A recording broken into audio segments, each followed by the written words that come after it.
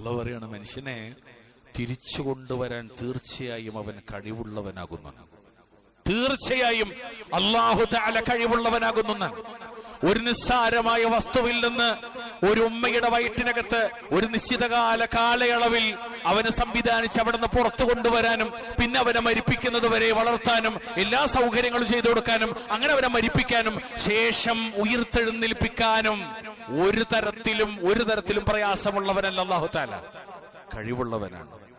ഇമാം സഅദി റഹ്മത്തുള്ളാഹി അലൈഹി ഈ ആയത്തിന്റെ തഫ്സീർ പറഞ്ഞത് നിങ്ങള് ഫല്ലദി ഔജദൽ ഇൻസാന മിൻ മാഇൻ ദാഫിഖ് യഖ്റുജു മിൻ ഹാദൽ മൗദിഇ സ്സഅബ് ഖാദിറുൻ, അല്ലാഹുവിനെ കുറിച്ച് പറയാണ്, ഖാദിറുൻ അലാ റജ്ഇഹി ഫിൽ ആഖിറ വഇആദതിഹി ലിൽ ബഅത്ത് വന്നുശൂർ വൽ ജസാ.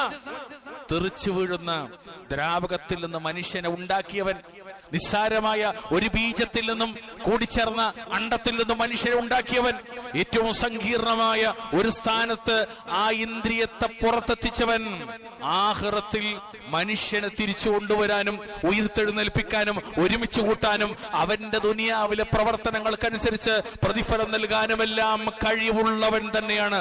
ഖാദിറുൻ, കഴിവുള്ളവൻ തന്നെയാണ്. എപ്രകാരം സൂറത്ത് യാസീനിൽ അല്ലാഹു പറഞ്ഞതുപോലെ എന്താണ്, അവലം യറൽ ഇൻസാനു അന്നാ ഖലഖനാഹു മിൻ നുത്ഫത്തിൻ ഫഇദാ ഹുവ ഖസീമും മുബീൻ വദറബ ലനാ മസലൻ വനസിയ ഖൽഖ قال من يحيي العظام وهي رميم قل يحييها الذي أنشأها أول مرة وهو بكل خلق عليم. മനുഷ്യൻ കണ്ടില്ലേ, അവനെ നാം ഒരു ബീജഗണത്തിൽ നിന്നാണ് സൃഷ്ടിച്ചിരിക്കുന്നതെന്ന്.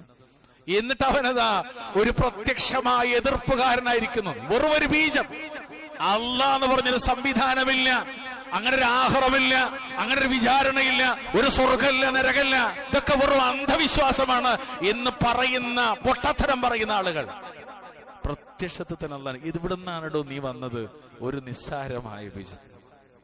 ഞാൻ റബ്ബ് പറയാണ്, അവൻ നമുക്കൊരു ഉപമ എടുത്തു കാണിക്കുകയും ചെയ്തിരിക്കുന്നു, തന്നെ സൃഷ്ടിച്ചത് അവൻ മറന്നു കളയുകയും ചെയ്തു എന്നാണ്. എന്നിട്ട് ചോദിക്കാണ്, മനുഷ്യൻ ചോദിക്കാണ്, എല്ലുകൾ ദ്രവിച്ചു പോയിരിക്കെ ആരാണ് അവക്ക് ജീവൻ നൽകുന്നത്? പറയ് നബിയെ, ആദ്യ തവണ അവയെ ഉണ്ടാക്കിയവനാരോ അവൻ തന്നെ അവക്ക് ജീവൻ നൽകുന്നതാണ്. അവൻ എല്ലാത്തരം സൃഷ്ടിപ്പിനെ പറ്റിയും അറിവുള്ളവൻ അത്രയാണ്. പ്രിയമുള്ളവരെ, ഈ ലോകത്ത് ജനിച്ചു വീഴുന്ന ഓരോ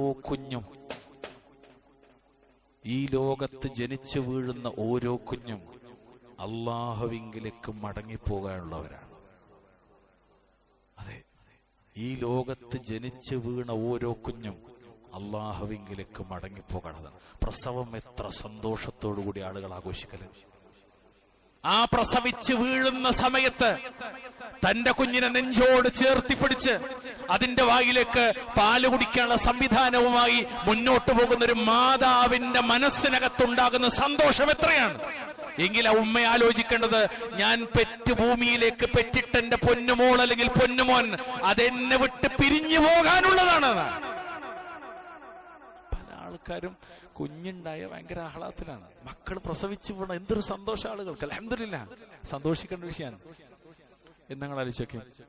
ഈ സന്തോഷിക്കുന്ന പലരും മറന്നുപോകുന്ന ഒന്നെന്താ നിങ്ങള്, ഈ ജനിച്ചു വീണ കുഞ്ഞി മണ്ണിന്ന് തിരിച്ചു പോകാനുള്ളതാണ്. അതാണ് വലിയ പ്രശ്നം, തിരിച്ചു പോകാനുള്ളതാണ്.